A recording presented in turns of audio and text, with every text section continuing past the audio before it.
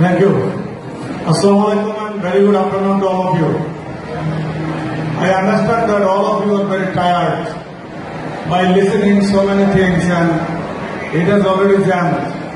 Anyway, as I am present here from the Canadian University of Bangladesh, I also would like to share the information of our university with you. First of all, এখানে 1700 ছাত্রছাত্রী আপনারা present আছেন। আমি সত্যি আনন্দিত এবং আমি amazed যে আপনারা এই 1700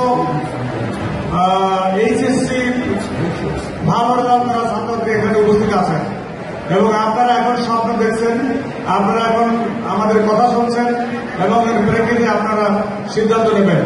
তা আমি প্রথমেই কেনেডিয়ান বিশ্ববিদ্যালয় অফ বাংলাদেশের পক্ষ থেকে আপনাদেরকে জানাই প্রাণ ঢালা শুভেচ্ছা, অভিনন্দন। আপনাদের ব্রিলিয়ান্ট সাকসেসের জন্য অভিনন্দন। আপনারা জানেন যেখানে আমাদের একজন স্পিকার বলেছে যে this is the very crucial time in your life cycle. কারণ এখন আপনাদেরকে সঠিকভাবে বিশ্ববিদ্যালয় সিলেকশন করতে হবে। এই সিলেকশনে যদি ভুল হয় তাহলে সেই ভুলের কিন্তু মাসুল আপনাদেরকে দিতে হবে, মাসুল দিতেই হবে। সুতরাং আমি বলবো একজন বিশ্ববিদ্যালয়ের একজন শিক্ষক হিসেবে আমি বলবো তোমাদেরই বলি, তোমাদের উচিত হবে তোমার SWOT অ্যানালাইসিস করে strengths, weaknesses, opportunities and threats analysis করে দেখো কোন বিশ্ববিদ্যালয় তোমার জন্য সুইটেবল এবং সেই বিশ্ববিদ্যালয়টি খুঁজে বের করতে হবে। It may not be Canadian University, may not be Northern University, may not be even Dhaka University. সুতরাং আমি বলবো যে তোমরা প্রত্যেকটা বিশ্ববিদ্যালয়ের ওয়েবসাইট আছে, প্রত্যেকটা বিশ্ববিদ্যালয়ের ইনফরমেশন অ্যাভেলেবল, সেগুলি তোমরা দেখো, সেগুলি তোমার মা বাবার সাথে কথা বলো, কনসাল্ট করো, সেখান থেকে বের করো কোন বিশ্ববিদ্যালয় তোমার জন্য ফিট, কোন সাবজেক্ট তোমার জন্য অ্যাপ্রোপ্রিয়েট। আমি এই অ্যাডভাইস তোমাদেরকে দেব। আমি তোমাদের মতো একজন ভালো ছাত্র ছিলাম। আমি ঢাকা বিশ্ববিদ্যালয়ের ব্যবস্থাপনা বিভাগ থেকে প্রথম শ্রেণীতে প্রথম হয়েছিলাম। তারপর আমি খুলনা বিশ্ববিদ্যালয়ে জয়েন করি। এরপর নোরাড স্কলারশিপ এবং নেদারল্যান্ড পিসিডিস স্কলারশিপ নিয়ে আমি এমবিএ এবং পিএইচডি করি Asian institute of technology Bangkok. আমি একজন আমেরিকান প্রফেসরের সাথে পিএইচডি করেছি এবং আমি ফিরে এসে প্রাইভেট সেক্টরে চলে যাই। ব্র্যাক ইউনিভার্সিটি আমি ফুল টাইম ছিলাম, north south university full time ছিলাম, ইস্ট ওয়েস্ট বিশ্ববিদ্যালয় ফুল টাইম প্রফেসর এবং ডিনও ছিলাম। আমি এখন ক্যানাডিয়ান বিশ্ববিদ্যালয়ে জয়েন করেছি as a pro vice chancellor. কারো হয়তো প্রশ্ন আসতে পারে যে আমি এই ভালো ভালো বিশ্ববিদ্যালয়ে ছেড়ে কেন ক্যানাডিয়ান বিশ্ববিদ্যালয়ে জয়েন করলাম। কারণ আমি একই কথা, আমি হিসাব করে দেখলাম যে ক্যানাডিয়ান বিশ্ববিদ্যালয় একটি থার্ড জেনারেশন বিশ্ববিদ্যালয় এবং থার্ড জেনারেশন বিশ্ববিদ্যালয় হিসেবে ইট হ্যাজ স্টার্টেড ওয়েল, ভালোভাবে শুরু করেছে। আমি কিছুক্ষণ পরে একটা ভিডিও দেখাবো বিশ্ববিদ্যালয় সম্পর্কে, আপনারা তখন আরো ডিটেল জানতে পারবেন। এবং এই বিশ্ববিদ্যালয়ের যারা ট্রাস্টি বোর্ডে আছে, আমাদের বিএসবি ক্যামব্রিয়ান এডুকেশন গ্রুপের চেয়ারম্যান বলেছেন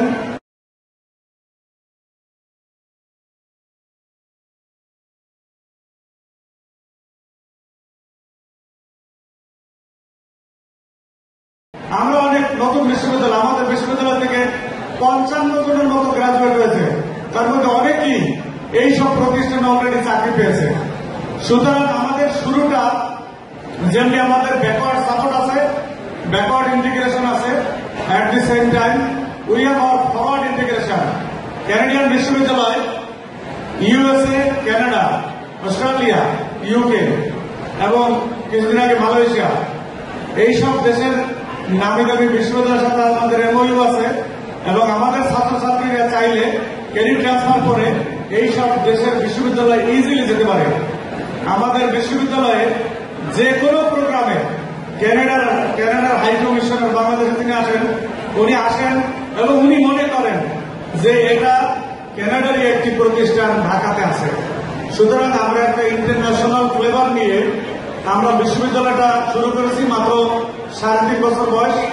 আমাদের রেগুলার গ্রাজুয়েট এখনো বের হয়নি, নেক্সট অগস্টে বের হবে। এবং এই ইন্টারন্যাশনালিটি নিয়েই আমরা আগাইতে চাই।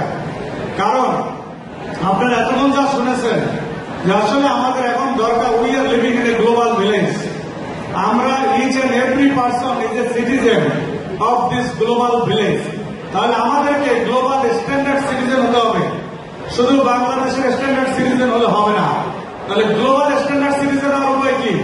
গ্লোবালি যা হচ্ছে সেইটা আমার এখানে বসে হোক বা বাংলাদেশের বাইরে গিয়ে হোক, সেই জিনিসটা আমাকে জানতে হবে, সেইভাবে আমাকে নিজেকে প্রিপেয়ার করতে হবে। আমি সকাল থেকে আপনাদের এখানে প্রোগ্রামে আসি, আমি অনেক কথাই শুনেছি, খুবই মোটিভেটিং প্রোগ্রাম এখানে হচ্ছে এবং আপনারা সবাই উচ্ছ্বসিত হবেন এবং মোটিভেটেড হবেন আজকের এই প্রোগ্রামের পরে কারেক্ট ডিসিশন নেওয়ার জন্য, নিজের ক্যারিয়ার করার জন্য আপনারা আরো মোটিভেটেড হবেন। শুধু একটা জিনিস আমার কাছে মনে হয়েছে মিসিং, যেটা কেউ বলে নাই, সেই কথাটা বলে এবং আমার বিশ্ববিদ্যালয়ের দু একটা ফ্যাক্ট দু একটা আপনাদের সামনে তুলে ধরে আমাদের একটা ভিডিওতে দেখে আমার বক্তব্য আমি শেষ করব।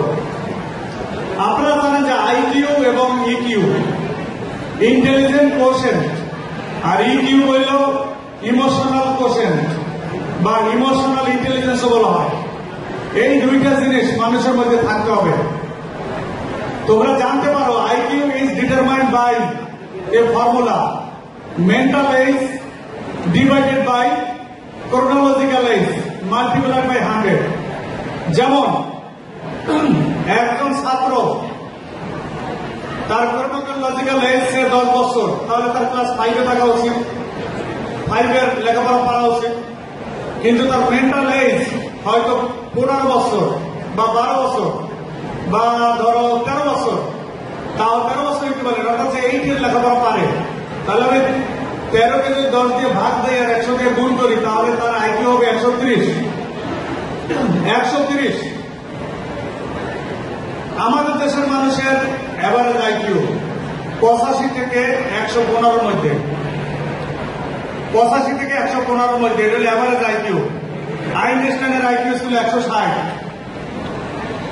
এখন আইকিউ আমাদেরকে বাড়াইতে হবে। আইকিউ বাড়ানোর উপায় আমি হয়তো কোনো ওয়ার্কশপ হলে বলতে পারতাম।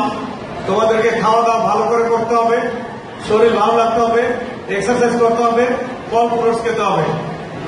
যদিও ট্রেডিশনালি মনে করা হয় যে আইকিউ ভালো থাকলে, যেমন মেমোরাইজিং ক্যাপাবিলিটি, তোমার মেমোরাইজিং ক্যাপাবিলিটি ভালো থাকলে কেউ মনে করে যে ভালো ছাত্র, সে জীবনে অনেক ভালো হবে। কিন্তু গবেষণায় দেখা গেছে শুধুমাত্র আইকিউ কাউকে সাকসেসের নিশ্চয়তা দেয় না। যদি সাকসেসফুল হতে হয় তাহলে ইকিউ বা EI, emotional intelligence, emotional quotient, higher level emotional intelligence থাকতে হবে। তাহলে ইমোশনাল ইন্টেলিজেন্সটা কি, এইটার উপর আমি 1 মিনিট কথা বলতে চাই। ইমোশনাল ইন্টেলিজেন্স বলতে বোঝায় সেলফ অ্যাওয়ারনেস। আমি নিজে জানি আমি আমার ইমোশনের দ্বারা নিয়ন্ত্রিত না হইয়া আমি আমার প্ল্যানের দ্বারা নিয়ন্ত্রিত হই। Self regulation, self awareness, self regulation, higher level of motivation, empathy এবং সোশ্যাল স্কিল, এই 5টা জিনিস মিলাইয়া হচ্ছে ইমোশনাল ইন্টেলিজেন্স।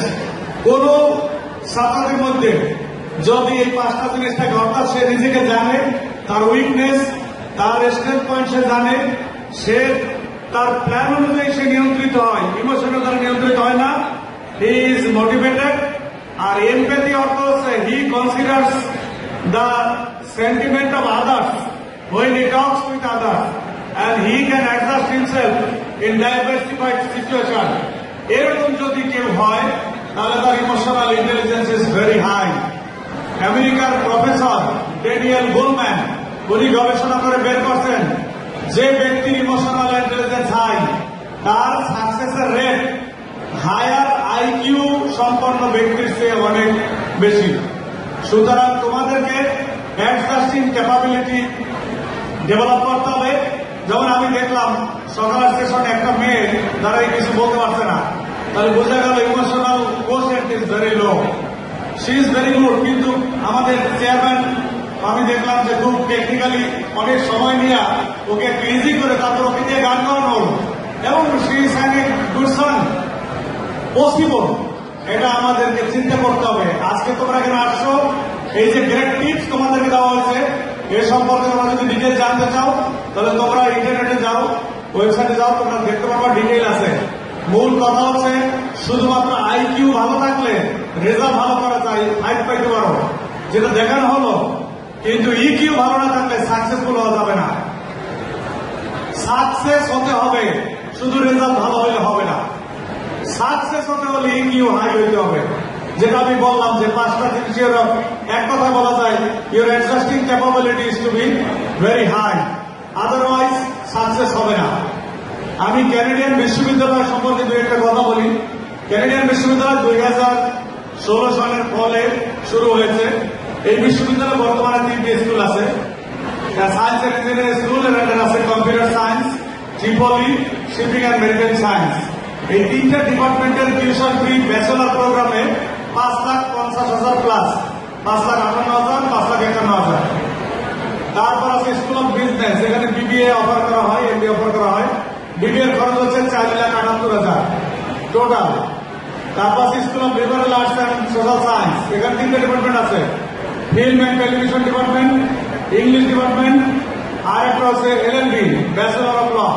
ফিল্ম টেলিভিশনে 4,10,000 টাকা ব্যাচেলর করতে লাগবে। ইংলিশ ডিপার্টমেন্টে 3,69,000 দরকার হবে এবং ল ডিপার্টমেন্টে 4,28,000 টাকা দরকার হবে।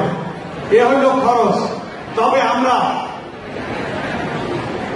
এই খরচের এইটা হচ্ছে 40% অফ করার পরে এই খরচ, এটা অ্যাকচুয়াল দরকার হবে।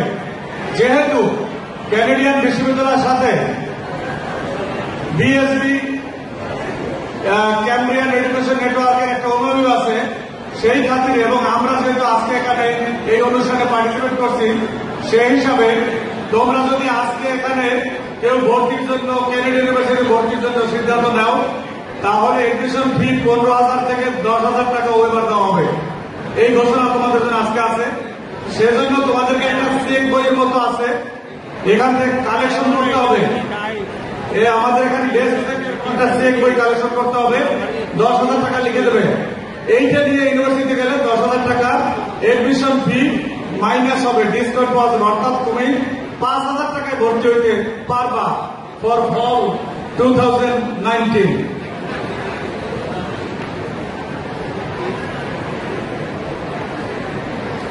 আর অনেক কথাই তো হলো, আমি এটা বলছি না যে তুমি সবাই তোমরা আমার ক্যানাডিয়ান ইউনিভার্সিটি ভর্তি হও। আমার ইউনিভার্সিটির ছাত্র সংখ্যা বর্তমানে 1200। অফিসের ছাত্র, we care hour students, we care the quality of education. আমাদের এখানে খুবই কম্পিটিটিভ টিচার নিয়োগ, যে কেউ এখানে টিচার হতে পারে না। কারণ আমরা 3rd জেনারেশন বিশ্ববিদ্যালয় হিসাবে এটা আইডেন্টিফাই করেছি, যে কোনো ভাবে বিশ্ববিদ্যালয় যদি বাংলাদেশ এখন শুরু হয় সেটা চলবে না, এটা হাই কোয়ালিটি এডুকেশন থাকতে হবে। বাংলাদেশে বর্তমানে 106টা প্রাইভেট ইউনিভার্সিটি আছে, অনেকগুলির নাম শুনলে হয়তো তোমরা হয়তো ভর্তি হবে না, কিন্তু আমরা ওই রকম চাই না। আমরা চাই সত্যিকার অর্থে প্রপার এডুকেশন দিতে, এবং আমাদের ট্রাস্টি বোর্ডে তাদের এটা একটা সিএসআর প্রজেক্ট, এইখান থেকে তাদের কোনো কিছু নেওয়ার নাই, তারা এমনি ওয়েল অফ। সুতরাং তোমরা বুঝতেই পারছো যে আমরা এটাকে এই দেশ ও জাতির সেবায় জন্য করার জন্য কিন্তু এই বিশ্ববিদ্যালয়টা প্রতিষ্ঠা করা হয়েছে। সুতরাং আমি বলবো যে তোমরা ক্যানাডিয়ান বিশ্ববিদ্যালয় সম্পর্কে জানার চেষ্টা করো। এখানে computer science, BBA, film and television, Tripoli, shipping and maritime science, new subject, bachelor course আছে, তারপর এলএলবি, তারপর ইংলিশ, এই সাবজেক্টগুলো আছে। তোমরা আসো, এসে এই ক্যাম্ব্রিয়ান কলেজ এবং এই এদের নেটওয়ার্কে বা এদের রেফারেন্সে আসলে আমরা তো 10,000 টাকা দেবো। এর পরবর্তীকালে কাউকে পাঠাই দিল আমরা ওয়েবার এবং ডিসকাউন্ট তোমাদের জন্য থাকবে। তো আমি ক্যানাডিয়ান বিশ্ববিদ্যালয়ের পক্ষ থেকে আবারও তোমাদেরকে কংগ্রাচুলেশন জানাই তোমাদের সাকসেসফুলি এইচএসসি কমপ্লিট করার জন্য। তবে এই কংগ্রাচুলেশনের কারণে কারো ফ্ল্যাটার্ড হওয়ার কোনো কারণ নাই, ফ্ল্যাটার্ড হওয়ার কোনো কারণ নাই। কেউ মনে করবে না, আমাদের চেয়ারম্যান বাসাবাই যে কথা বলছিলেন যে পাস পেয়েছো বলে তুমি সব পৃথিবী উদ্ধার করে ফেলছো, ব্যাপারটা জানা। পাস কিন্তু কন্টিনিউ করতে হলে ওই পাসের জন্য যে পেপার দেওয়া হয়েছে তার সে ডাবল এফার্ট দিতে হবে যদি তুমি ব্যাচেলারের 4 মধ্যে 4 কন্টিনিউ করতে চাও। Not easy. সুতরাং যারা পাস পেয়েছো তারা যদি তাদের রেকর্ড কমাই দাও, যদি রিডিউস করো, তাহলে কিন্তু সুপার ফ্লপ হবে। ঠিক আছে, সুপার ফ্লপ। আমি একটা প্রশ্ন করি, প্রশ্নের আগে উত্তর দাও প্লিজ, সাইলেন্ট। আচ্ছা, company A 200 unit target of production, 200 unit উৎপাদন করলো 100 ইউনিট, তাহলে টার্গেট অ্যাচিভমেন্ট 50%।